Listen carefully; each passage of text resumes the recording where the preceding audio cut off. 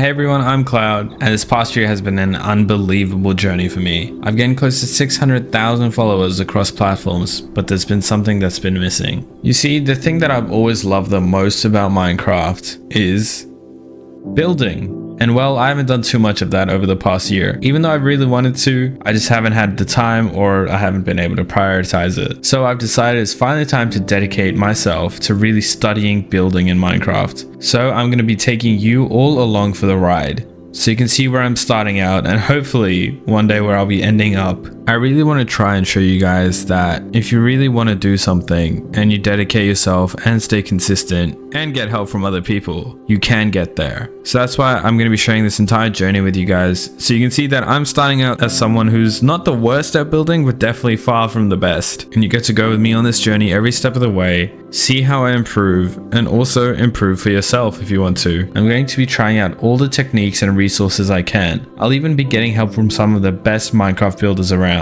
I've been incredibly lucky along my journey to meet some really awesome people, and I'm hoping to be able to learn a lot from them. I'm also going to be taking a lot of input from you guys, so if you want to be a part of this journey, make sure to subscribe and make sure to join my Discord, where I'm super active with my community, and we also have a community Minecraft server that you can join. But anyways, back to building, and this is how it's going to work. I made a new world called Road to Master Builder, and I'm going to be building in it every single week, and hopefully I'll be making a video every single week as well, sharing my progress with you guys. What I've currently got here are some builds from my worlds over the years, so you can kind of get an idea of where my current skill level is at. Like I said, I don't think it's horrible, but definitely not the best by any means. In this first episode of Road to Master Builder, I'm going to be focusing on learning Axiom the best I can and making a lobby for my community server. So step one was learning Axiom. So this is definitely not an Axiom tutorial because Axiom is just massive and there's so many things to cover. But there is an amazing video by Ash's Den who goes through absolutely everything in Axiom, which I definitely recommend you watch. But yeah, you can do some crazy stuff in Axiom. Like, you can see how easy it is to draw lines and do a bunch of funky stuff like this. I bet you can already imagine how much easier this makes stuff, and it just adds, it basically turns Minecraft into a 3D editing program like Blender or something. But it's really awesome. It makes things really easy, like making terrain, making massive builds, sculpting things, and it has really cool tools. So again, this is definitely a tool you're going to need in your journey to becoming a master builder, and that's why I decided to try and learn it as much as I could first off. So here you are, you can witness my very first attempt at using Axiom to actually build something. Since my name is Cloud, I wanted to try and make some floating islands with the clouds in the air for my community server. I've always liked making floating islands, but I've never really made any on this scale, and especially not with a building tool like Axiom. And I never really got that good at world edit using all the brushes and stuff, so I feel like visually doing it with something like Axiom makes it a lot easier. But anyways, I just painted a bunch of spheres and did a bunch of sculpting and smoothing, and then painted on some really rudimentary textures. I think it was a pretty good starting, especially it being my first attempt at doing something like this with Axiom. There's a bit of a time skip between the first replay and the second one, but basically I just added bridges and some rocks around the build, as well as these really kind of basic clouds. Anyways, when I came back to it, I realized I really wasn't happy with the shape, especially with the backside of this mountain and the underside of the main floating island. So I started by adding a bunch more of red Play-Doh, as my stream likes to call it, trying to flesh out the shape more and make it more balanced. And I also decided to make the underside way less flat and make it more almost inverted mountainy to try and make it look like these islands were ripped out of the ground. And while I was pretty happy with the underside at this point, looking at the back of the mountains from another angle, it kind of looks like a nose to me. So I decided it was time to bite the bullet and restart the top. And this time I shaped it more to kind of incorporate the existing mountain face I had. So you can see that I built it up to the existing mountain's level and then also balance out the bottom. And with this, I was able to add a new peak, and I was pretty happy with the overall shape. So of course from there we used our favorite tool, which is called smoothing. And then I came back over to the other side and I removed some of the existing faces I had to kind of make it fit better with the new mountain shape we have. And then I started texturing stuff by using the noise painter in Axiom, trying to keep in mind things like shading and where dark blocks would make more sense, as opposed to where light blocks would make more sense, like as if light was hitting them. After texturing the bottom, I did a similar thing to the top of the mountain to make it stony, and then around the sides I wanted to have dirt/grass going into the top as well as merging into the bottom. Once that was done, I spent some time designing these kind of support beams to support this crevice in the mountain, which later became kind of the outline for a waterfall I make. And then I added the portals which lead to the survival and creative worlds on the server, and I started pasting some of the trees that I had designed over there in the distance. With all those trees pasted in, I went around bone mealing stuff and just adding the little details like grass and flowers and things like that.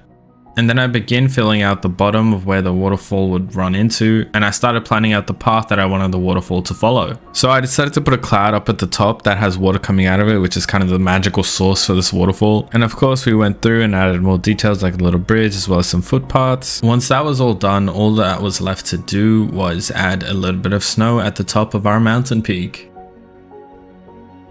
And then I decided it would be nice to try and make some cherry trees, and I tried out using walls as well, but I decided to just stick to normal blocks for now. So by making this one build, which is admittedly kind of a big one and it's pretty like multifaceted, I have been practicing my organic skills as well, making all these different kinds of trees and, you know, trying out different techniques for making them. Like you can see here, I'm even trying out candles to try and make it look like there are leaves falling away from the trees, which is something I've never tried out until now, but I have seen other people doing it. I also tried to make a lamppost design, which I'm pretty happy with. After putting those down everywhere, I turned my attention back to this glass waterfall I made last time and decided to try and make it better. I also did more glass stuff on the underside of this cloud, and honestly I'm pretty happy with the way these both turned out. I hope I made my friend Bismuth proud. After that, I decided to make a little overgrown cave type thing here, so we removed a lot of red Play-Doh and made some cave stuff. And last but not least, I decided that I wanted to have another floating island, this one dedicated to the diamond supporters on my website. Honestly, even with the little Axiom practice I've had so far and the little I know of the tool, I've gotten so much more confident using it and putting together a build. So here we are. Here is the result of me practicing Axiom over a couple of weeks. Let me know what you guys think and let me know what you guys worked on as well. All it really does take is practice. Be willing to go into Minecraft and be willing to make things that look dumb and be willing to restart a bunch of times. You'll see in these replays I make a lot of mistakes and I undo a lot of things,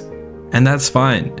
That's the process of building and that's the process of improving. Anything in life that you're going to try to learn, it's going to be an uphill climb, and you have to be okay with failing. Because if you're not ready to make mistakes, then are you really ready to improve?